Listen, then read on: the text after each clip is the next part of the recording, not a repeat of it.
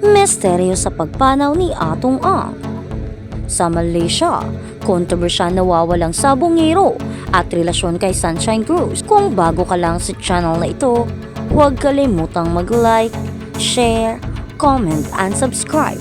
At huwag kalimutang pindutin ang notification bell icon para maging updated ka sa bawat upload nating video. Sa dami ng balita na kumakalat sa social media sa Pilipinas, iilan lamang ang nakakuha ng malalim at matinding atensyon ng publiko.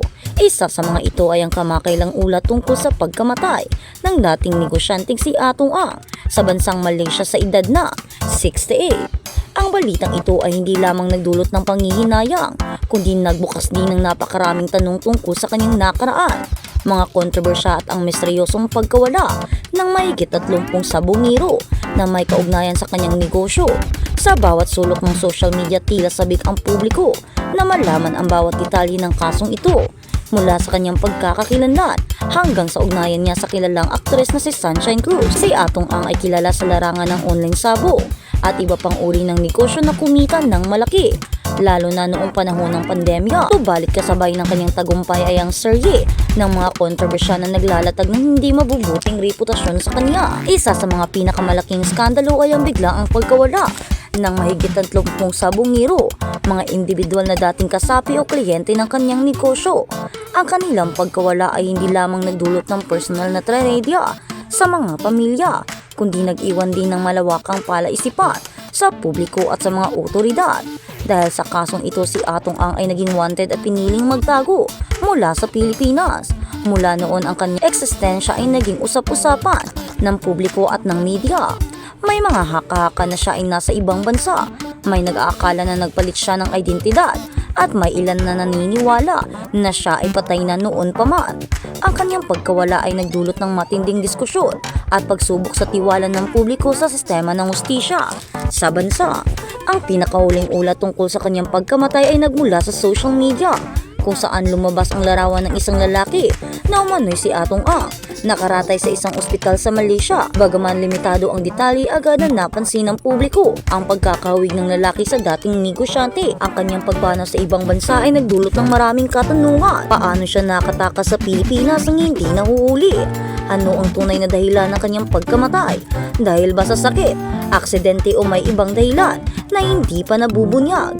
Ang mga tanong na ito ay patuloy na bumabalot sa social media at sa mga diskusyon sa pagitan ng publiko. Bukod sa aspeto ng batas at kriminalidad, ang koneksyon ni Atong Ang sa showbiz ay nagdagdag pa ng intrigue sa buong kwento. Ayon sa mga ulat, siya ay may relasyon sa aktres na si Sunshine Cruz. Ang kanilang relasyon na tila matagal nang inatago ay nagdulot ng dagdag na haka-haka sa social media. Ang katahimikan ni Sunshine sa isyong ito ay nag-iwan ng maraming interpretasyon. Para sa ilan, siya ay protektado lamang at sarili at ang kanyang mga anak. Para sa iba, siya ay maaaring naging kasabat o biktima rin ng panlilinlang ni Atong Ang. Sa kabila ng lahat ng itong, malinaw na ang publiko ay nananatiling usisiro, naghahanap ng kasagutan sa bawat detalye ng relasyon at ng misteryo sa likod ng kanyang pagtatago. Isa sa mga tanong na bumabalot sa kaso ni Atong Ang ay kung paano siya nakatakas patungong Malaysia. Ang bansang ito na may malapit na ugnayan sa Pilipinas ay hindi basta-bastang destinasyon ng isang wanted na individual. Nangangahulugang ito ay mayroong mahusay na planong ikinatupad at posibleng may network ng mga taong tumulong kay Atong Ang upang makalabas ng bansa nang hindi napapansin. Ang ganitong sitwasyon ay nagdudulot ng mas malalim na pangamba at pag-aalala sa publiko tungkol sa kahinaan ng sistema ng seguridad at hustisya sa bansa. Maraming netizens ang nagtatanong, sino ang mga tumulong sa kanya? Ano ang motibo ng mga taong ito? At higit sa lahat, ano ang nangyari sa mga nawawalang sabongero? Ang pagkawala ng mga sabongero ay isa sa pinakamalaking trahedya na kaugnay sa kanyang negosyo. Ang kanilang pagkawala ay hindi lamang nakakaapekto sa kanilang mga pamilya, kundi pati sa buong industriya ng sabong. Ang kaso ay nagpakita ng kahinaan ng sistema ng hustisya kung paano maaaring makaiwas sa batas ang isang negosyanteng may impluwensya at kanyang magtago sa ibang bansa. Ang trahedya ay misteryo sa likod ng pagkawala ng mga sabongero ay patuloy na bumabalot sa isipan ng publiko at sa lipunan. Habang lumalalim ang diskusyon tungkol sa kanyang pagkamatay, nagkaroon din ng pansin sa papel ng media at social media sa mabilis na pagkalat ng impormasyon.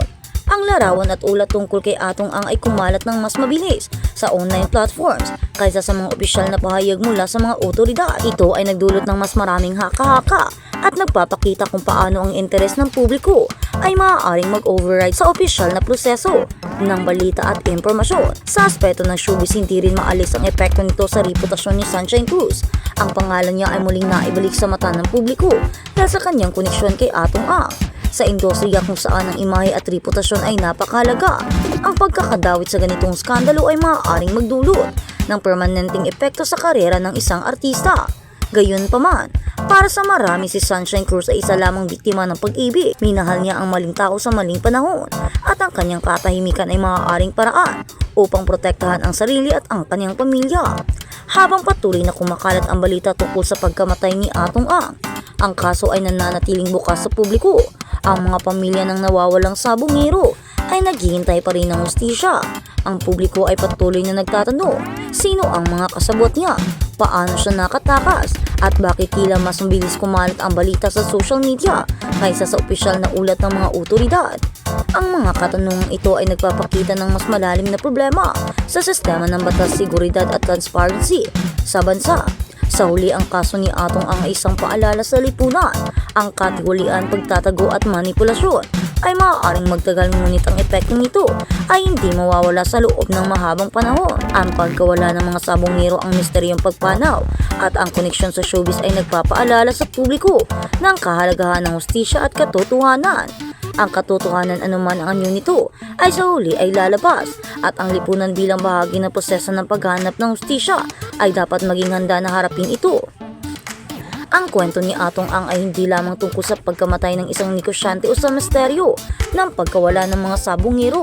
Ito ay kwento ng lipunang Pilipino kung paano ang katiwalian, takot at lihim ay maaaring magdulot ng pangmatagalang epekto sa mga pamilya, sa industriya at sa tiwala ng publiko sa sistema ng hustisya. Habang nananatiling palaisipan ang tunay na dahilan ng kanyang pagpanaw, ang epekto nito ay malinaw at hindi maaaring baliwalain. Isang paalala sa lahat na ang hustisya ay hindi lamang isang konsepto, kundi isang obligasyon na dapat tuparin sa bawat mamamayan, bawat pamilya at bawat lipunan. Sa huli, ang tanong ay nananatiling bukas. Naniniwala ba tayo ng totoong pumanaw na si Atong Ang? O ito ay isang estratehiya upang tuluyang malimot ang kanyang mga kasalanan at ang mga misteryo sa likod ng kanyang pagtatago? Ang sagot ay maaaring hindi pa malinaw ngayon, ngunit ang epekto at implikasyon nito sa lipunan, hustisya at industriya ay patuloy na nararamdaman. Sa mundo ng kontrobersya, haka-haka at social media, ang interes at pagsusuri ng publiko ay mananatiling buhay at ito ay isang malakas na pwersa sa paghahanap ng katotohanan.